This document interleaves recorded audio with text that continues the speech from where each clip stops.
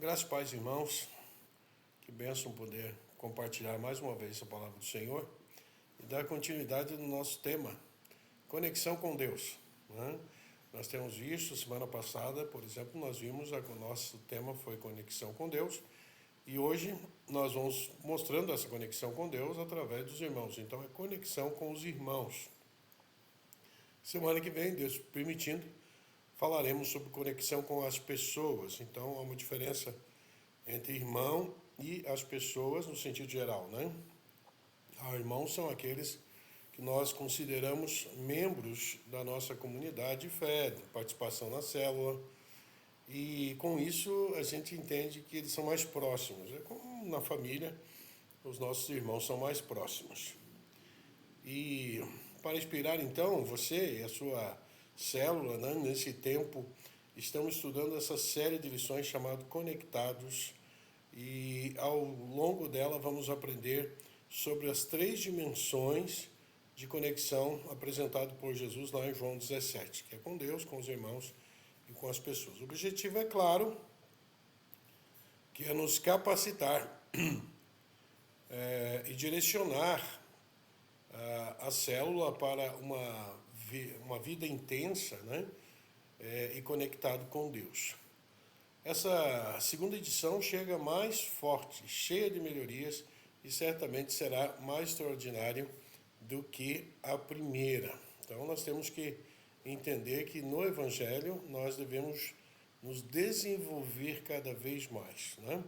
A coisa bonita do cristão é que ele não deve se considerar pronto, mas sim em aperfeiçoamento. Se você acha que você já sabe tudo, que você já tem condição de viver uma vida plena sem o crescimento espiritual, isso traz para você uma estagnação e não desenvolve a tua vida cristã de forma alguma. Ser cristão é estar em movimento, em crescimento. Né? Então, qual que é a marca de um cristão? Né? Que pergunta importante, né? Qual que é a marca de um cristão? Nós sabemos que marca ela pode ser visível através de algo imprimido, né? Um impresso, ou pode ser apenas uma característica pessoal de uma pessoa. A marca de uma pessoa, ela está designada pelas suas atitudes, né? Então, um cristão, a marca de um cristão é que ele é um aluno de Jesus, é um discípulo de Jesus. A palavra discípulo vem de aluno.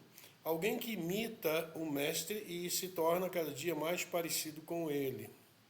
É interessante notar que em sua oração sacerdotal, Jesus fala sobre a marca dos seus discípulos. João, capítulo 17, 20 e 21, diz assim: minha oração não é apenas por eles, ou seja, pelos seus discípulos ali pontuais naquele momento da história. Rogo também por aqueles que crerão em mim, no caso somos nós, por meio da mensagem deles, ou seja, eles começaram a pregar essa mensagem, ela foi e chegou aos nossos dias e continua. Para que todos sejam um, e Pai, como tu estás em mim e eu em ti, que eles também estejam em nós, para que o mundo creia que tu me enviaste. Então a gente vê João 17, 20, Jesus dizendo dessa marca que tinha os seus discípulos e, obviamente, nós temos que tê-la. Então uma marca é uma evidência, algo que confirme e ateste a veracidade. Né? No caso dos discípulos de Jesus, qual marca eles deveriam apresentar? Então Jesus revelou que ele e o Pai são um, e que vivia em perfeita obediência e concordância com a vontade do Pai. Jesus estava fazendo a vontade do Pai. Essa unidade entre o Pai e o Filho é o modelo que ele espera, Jesus espera que vivamos como uma igreja, como um corpo em Cristo. Mais do que um conceito, unidade e amor são marcas visíveis do cristão e a prova diante do mundo de que Cristo é real. Então, a nossa vivência ela deve ser em unidade, nós devemos estar unidos em prol de um objetivo, que é glorificar e adorar a Deus e levar vidas ao conhecimento da salvação através do Evangelho.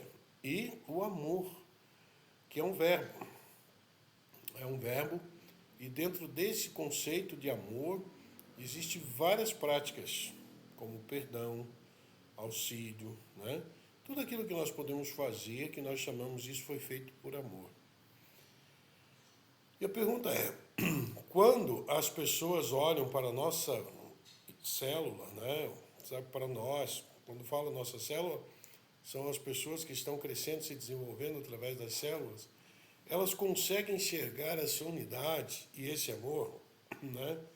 As nossas células têm sido exemplo de apoio, de oração, né? De companheirismo, né? De auxílio. Isso deve ser características práticas da célula. Então, Jesus e o Pai são um. O primeiro tópico nosso, nós vamos ver essa verdade. Em Jesus e o Pai são um. Em João 10, capítulo 10, versículo 30, Jesus vai falar isso. Eu e o Pai somos um.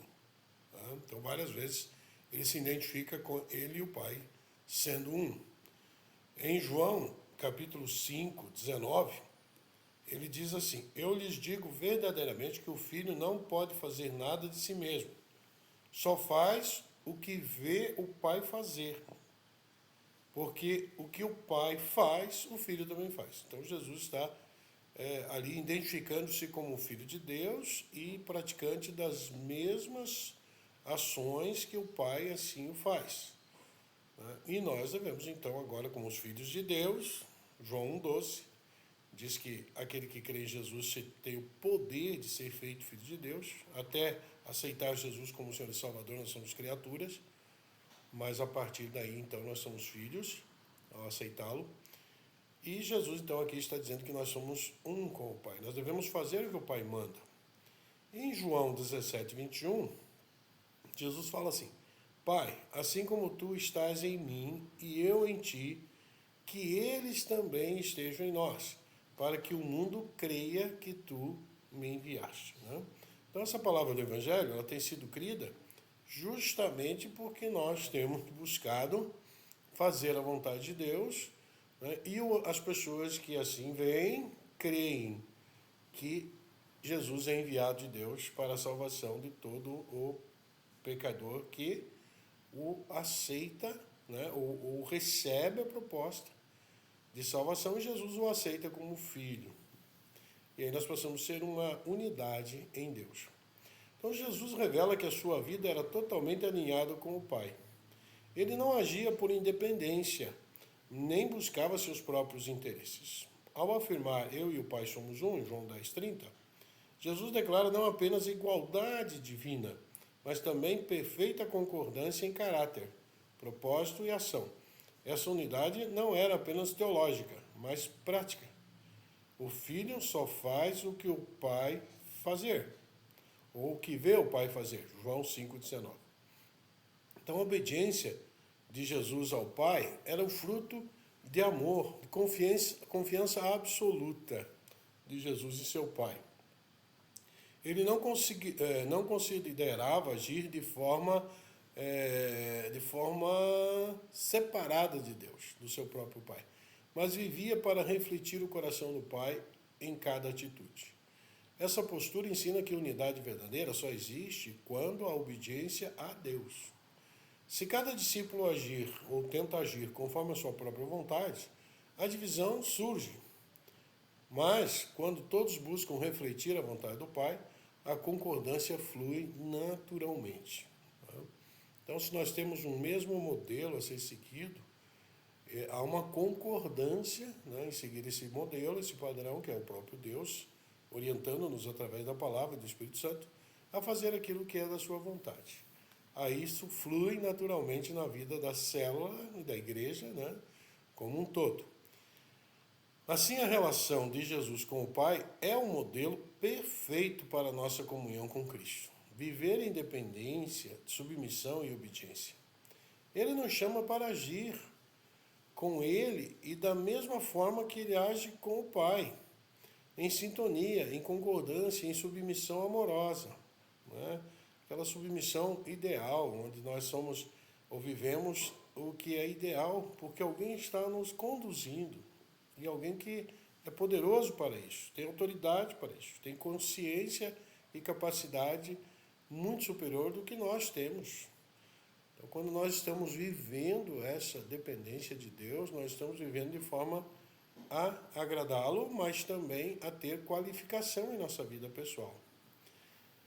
Bom, o que você, ou o que nos significa, né? O que significa na prática só fazer o que vê o Pai fazer? Né? O que significa na prática? É onde que nós podemos saber o que Deus faz? Através da sua palavra. Revelação especial de Deus através da Bíblia, né? Onde nós podemos ver tudo o que Deus tem escrito a respeito do que se deve se fazer para agradá-lo e para ser realmente um discípulo de Jesus. E quais áreas da nossa vida ainda resistem à obediência e à concordância com Deus, né? Qual área da nossa vida, cada um pode ter aí uma resposta sobre isso? O que você considera difícil, né, de obedecer em Deus? Talvez alguns dirão, é difícil a gente amar os inimigos, né? É bom frisar que amar é uma condição de você querer o bem do próximo, mesmo que ele não seja o ideal para você. Você não vai concordar com os erros da pessoa, mas vai amá-la a ponto de dizer para ela, olha, se você tiver uma vida transformada, houver uma transformação, uma metanoia, você viver a obediência a Deus, você deixa de ser uma pessoa que é, de certa forma, difícil de convivência, porém, você pode ali, então, ganhar uma pessoa para Cristo e viver em unidade. Então, as pessoas são nossos inimigos quando elas estão fora do conceito de Deus. Inimigos no sentido de que elas vivem de forma a nos prejudicar, mesmo sem entender muitas vezes. Há muitas pessoas que fazem algo errado achando que está certo. E isso parece ser já uma observação bíblica quando Isaías diz que num tempo oportuno, talvez já estamos vivendo isso, as pessoas iam considerar o errado certo e o certo errado. E aí nós precisamos da base em Deus para saber o que é certo e o que é errado, né? O segundo momento desse estudo, nós vamos ver a unidade como marca do cristão, né? Então, nós vimos essa primeira marca do cristão, que é obedecer o Pai. Agora, nós temos a segunda marca, que é, evidentemente, a unidade com o cristão. Então, Jesus e o Pai são um, e agora nós temos unidade como marca do cristão. João, Evangelho de João, capítulo 13, 34 e 35, versículos 34 e 35, diz assim: um novo mandamento lhes dou, amem-se uns aos outros, assim como eu os amei. Vocês devem amar uns aos outros. Com isso, todos saberão que vocês são meus discípulos, se vocês se amarem uns aos outros. O amor mútuo é a expressão prática da unidade. Quando a igreja vive em unidade, ela se torna um reflexo visível da realidade espiritual da união de Cristo com o Pai. Essa unidade não é apenas um conceito abstrato, mas se manifesta em gestos concretos de cuidado, perdão e serviço. Assim, quando o mundo observa esse amor em ação, encontra uma prova viva do Evangelho. Por isso, Jesus ensina que a verdadeira marca do cristão não está apenas na fé declarada ou na doutrina correta, mas no amor expresso em unidade. Uma comunidade dividida contradiz a mensagem que prega. Mas uma igreja que vive em amor e concordância torna-se evidência palpável da presença real de Deus entre eles. Então, Jesus mesmo modelou essa unidade com o Pai através da obediência, da concordância e da dependência total.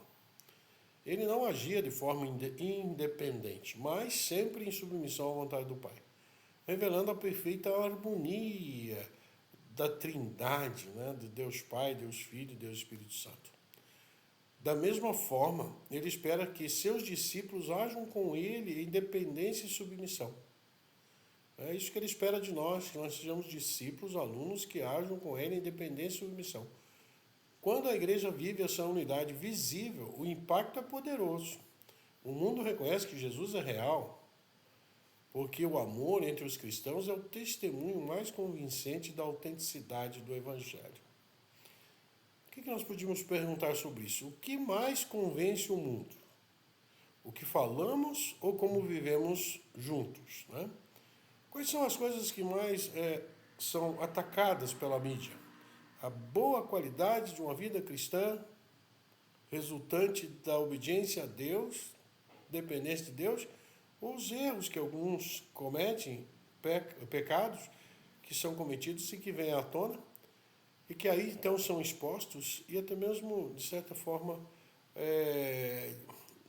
trazem, né, um evangelho distorcido para as pessoas. Então, o que mais convence o mundo? O que falamos ou como vivemos juntos? Nós não podemos, de forma alguma, deixar de fazer o que é certo, porque há quem faça coisas erradas. Né? Devemos permanecer fazendo o que é certo, para que as pessoas que observam isso verdadeiramente creiam em Jesus. E de que formas práticas, né, podemos amar uns aos outros de maneira visível, né? Então, como nós podemos amar de maneira visível? Orando pela pessoa, é algo primordial, falar com Deus antes de qualquer ação, abençoando com ajuda, seja alimento, seja remédio, seja... Isso é natural, nós deveríamos fazer isso de uma forma irrestrita, né? Mas, acima de tudo, apoiando espiritualmente, levando a pessoa a ter a própria convicção em Deus e a busca pessoal para a solução das suas dificuldades, que nem sempre estaremos juntos da pessoa no momento de suas crises, né? Então, a partir desse momento, a própria pessoa ligada com Deus, um só, acaba tendo então a graça maravilhosa de poder contar com a ajuda de Deus em todo momento. Terceiro momento, nós vamos ver que a unidade é concordância e obediência. Né? A unidade ela depende da concordância e obediência. Atos 2,44 diz assim: todos os que criam mantinham-se unidos e tinham tudo em comum. E Efésios 4,3 diz: façam todo esforço para conservar a unidade do Espírito pelo vínculo da paz. Então, uma das características de que você está em unidade é a paz. Um grupo que não está em paz, ela não está em concordância e não está em obediência, e muito menos em unidade. A paz é o referencial da nossa vida. Se nós estivermos em paz, nós estamos assim vivendo um evangelho verdadeiro. Unidade não é ausência de diferenças, mas concordância em torno de um propósito maior, que é glorificar a Cristo. Quando obedecemos a Jesus, andamos em amor. O Espírito Santo gera em nós uma comunhão visível, que impacta o mundo. A igreja é formada por pessoas de diferentes dons, personalidades e opiniões, mas todas unidas pelo Espírito Santo, pela mesma fé e pelo mesmo Senhor. Toda discrepância, toda ação que não condiz com a palavra de Deus deve ser tratada com aquele irmão para que ele venha a participar da unidade, da concordância e da obediência. Mas para isso eu preciso ter esse agir de Deus em nossa vida para levar o irmão a andar novamente nos caminhos do Senhor, caso ele esteja de alguma forma equivocado sobre o que tem feito. O que nos mantém conectados não são afinidades humanas, mas a presença de Deus que habita em nós. Essa unidade não é uniformidade, mas concordância em Cristo. Quando obedecemos a Jesus, andamos em amor, o Espírito Santo produz a comunhão visível, que se torna um testemunho poderoso ao mundo de que Deus realmente está entre nós. João 13:35. Quero fazer um adendo aqui de algo que aconteceu há poucos dias e eu achei fantástico. A igreja fez um pastel para angariar fundos para o nosso projeto Atos, que é uma maneira que nós estamos trabalhando para poder aperfeiçoar o nosso patrimônio ali, de congregar, a nossa igreja local ali, o nosso templo. Precisamos dessa qualificação e por isso nós estamos num projeto. E o pastel, então, tinha um certo valor, evidentemente, para poder esse valor ser captado para o projeto. Porém, na divulgação, os irmãos disseram: olha, aquele que não tem como comprar, não deixe de comer. Porque a ideia não é só tirar finanças de alguém. A ideia é ter unidade, comunhão. Que coisa linda, irmãos. Eu tenho certeza que quando nós vivemos isso, a bênção de Deus é maior e nós conseguimos alcançar os nossos objetivos, nossos projetos que vêm de Deus, evidentemente, com a própria bênção dele. Então preste atenção nisso. Nós precisamos ser práticos na unidade. Né?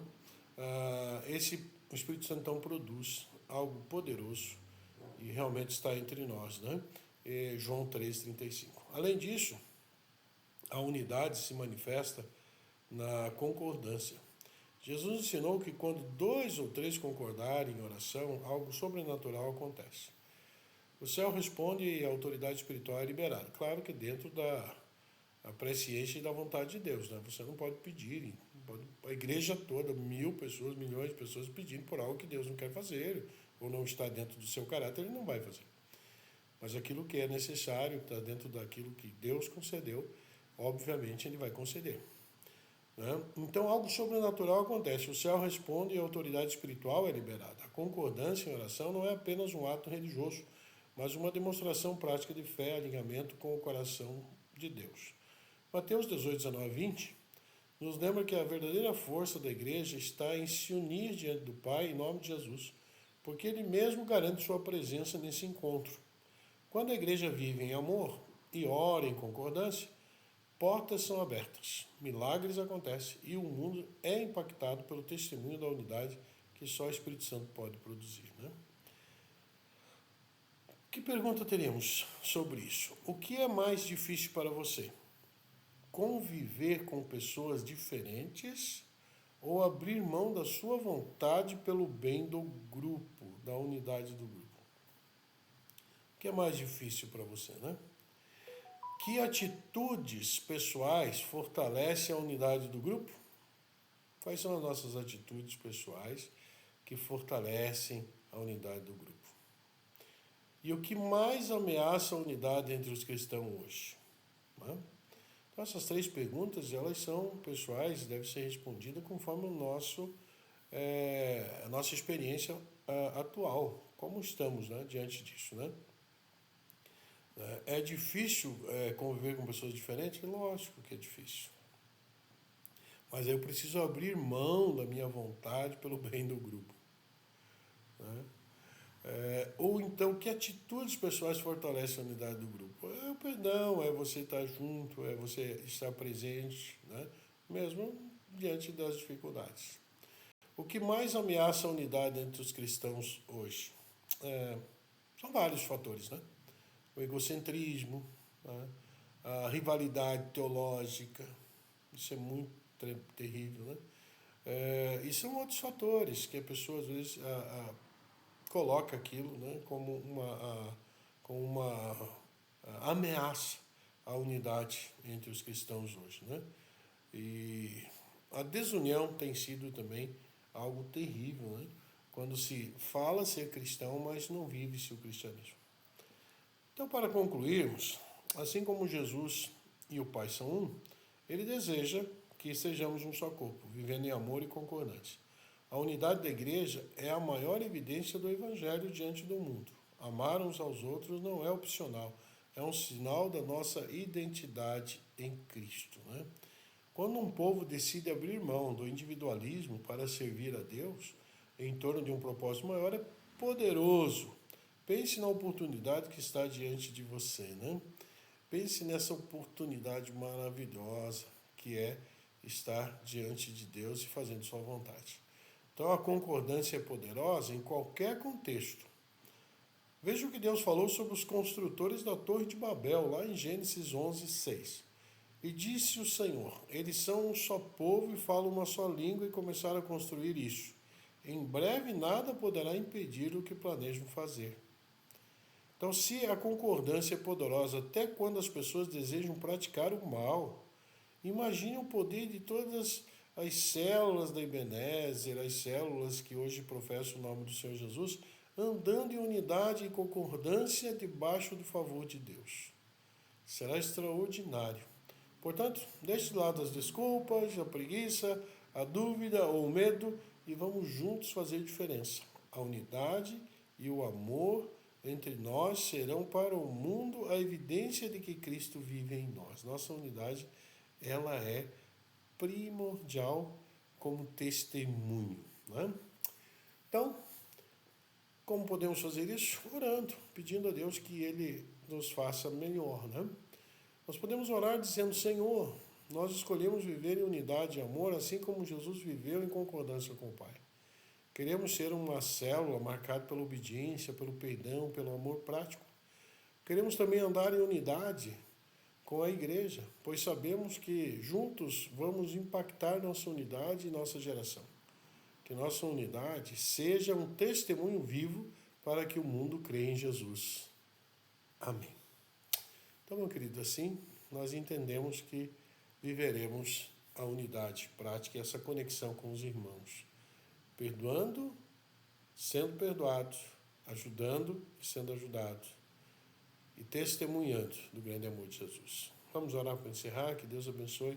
Obrigado pela compreensão, pelo tempo, né, que nós temos tido de comunhão. Pai, mais uma vez te agradecemos, Pai, pela vida de cada servo do Senhor que participa da célula, dessa célula online, através da irmã Zeli, como coordenadora. Continua abençoando cada vida, Pai.